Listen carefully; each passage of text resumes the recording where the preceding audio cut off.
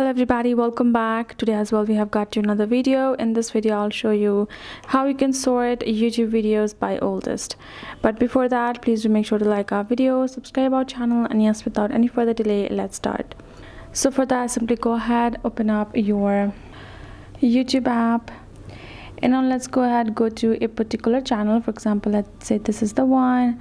And when I go to the videos or even the playlist, I will at the playlist I will be able to tap on this little drop down icon, and I can tap on date added, the newest or last video added, to find the oldest. When I go to the videos of here, I will be able to find the categories which are latest, popular, and oldest. All you have to do is switch to oldest, and you will be able to find all of the oldest videos over here, and you can check them out according to your requirement. And that's basically how it will work.